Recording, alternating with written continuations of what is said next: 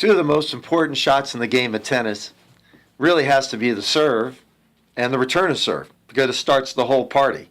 It's like turning on the light. If you don't turn on the light, you can't see what's going on and nothing can happen. So this is what the serve initially starts the whole ball rolling. So there's basically, and we're going to talk about three different serves. We're going to talk about flat serve, slice serve, and the kick serve. And the major difference between those three serves, in addition to how they come off the court and what they do to your opponent and how he has to react to it, is the fact that it's all determined by the toss. And so the toss is everything on the serve. On the flat serve, the toss is going to be a little bit out in front of your body. And as you go to the ball, basically you're going to toss the ball in front and the hip is going to knife out and really cause a great stretch. It's almost like the body is a rubber band and you're going to stretch it, and then as you let go of the rubber band, it's going to snap. And that's what the body's going to do. The body is this beautiful human rubber band that is going to snap into the serve. But you really got to, what we call knife the hip. If you notice on the video, is that you're going to see that on the flat serve and even on a slice serve, that the hip is going to knife out. And then basically when you toss the ball, the hip is trying to get underneath the drop of the ball.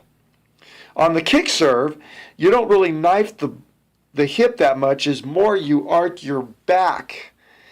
You're going to arc the upper body back as though you're going to let the ball fall on your chest. But really, the ball's not going to fall on your chest. You want to toss the ball so it's a little bit behind you, and it's going to fall right off your back ear. So if you're a right-hander, it's going to fall off your right ear, and if you're a lefty, it's going to fall off your left ear. Now, what's going to happen with the kick serve is that you're going to hit the inside of the ball so that when the ball bounces, the ball's going to not only bounce higher, but it's also going to bounce off the court. And then the slice serve is the consistent serve. Basically, this is when you toss the ball not really out in front. The ball's going to still be in front of you. It's not going to be behind your right ear, but it's going to be out in front of you a little bit, and you're going to go around, you're going to cut around the ball. And what the ball's going to do is with that spin, it's going to make it a little bit more consistent. So the three serves are determined by the toss of the ball. The thing about the serves is that as the left, and if you notice when Coach Shields tosses a ball up, that his left arm, his tossing arm, as it goes up, his hands and his arm, his back arm, is going to basically drop. They don't both go up together. It's almost as though he's going to be throwing a spear and his left arm goes up and the spear is down. Look at his hands, too.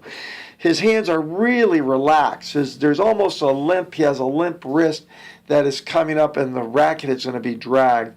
Then as the ball starts to linger, and it's going to basically almost be like the coyote when he's chasing after the roadrunner and he goes off that cliff. There's that pause before he drops.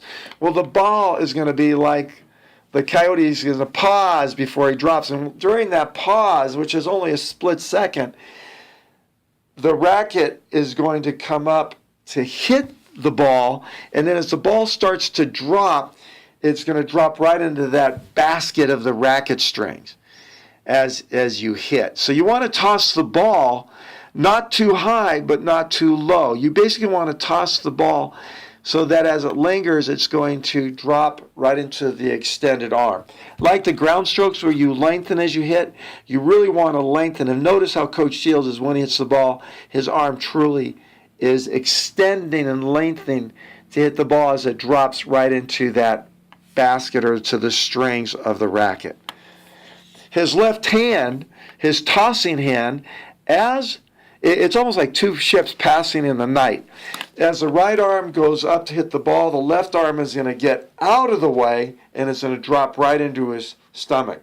Some of the great servers, and Clancy does it, it almost looks like his left hand is going to punch his stomach as he's hitting. So there's going to be, remember, the snap of the rubber band, that's the snap. The left arm comes down, the arm extends up, and there's going to be almost that antagonistic motion, which is as the right arm goes up, the left arm goes into the body, and there's going to be that explosion, that snap.